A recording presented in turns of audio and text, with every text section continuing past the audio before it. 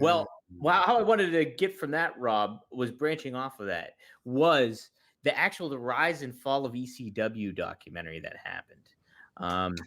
Great.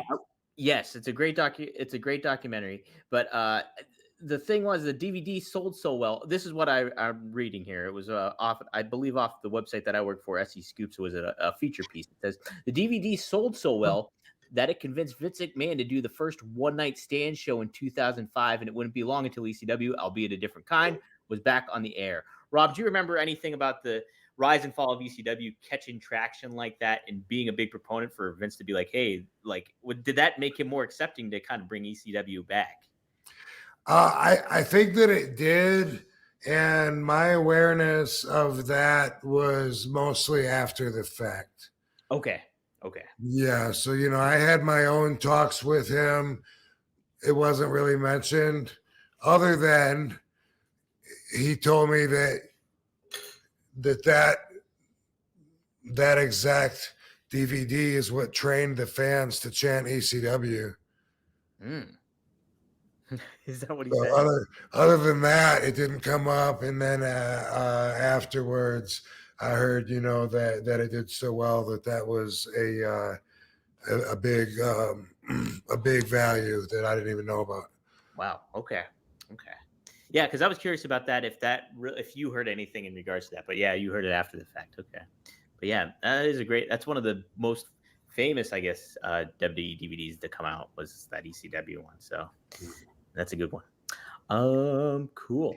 Well, I was gonna cover a little bit of Randy Orton, but I guess I'll save that for next week. But I did want to touch upon, because actually yesterday, Rob, I don't know if you're aware of this, but was the 20-year anniversary of you and Randy Orton fighting at Armageddon 2003.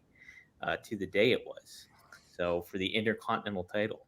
So you act like I wasn't celebrating that all day.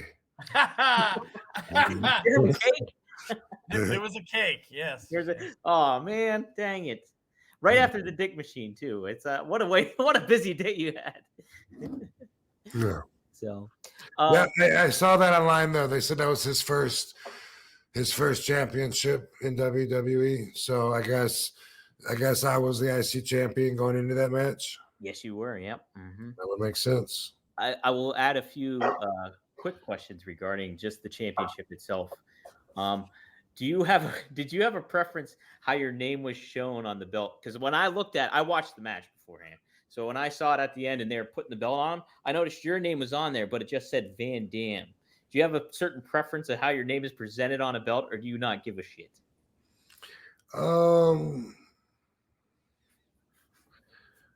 Yeah, I don't think I care. Yeah, I didn't think.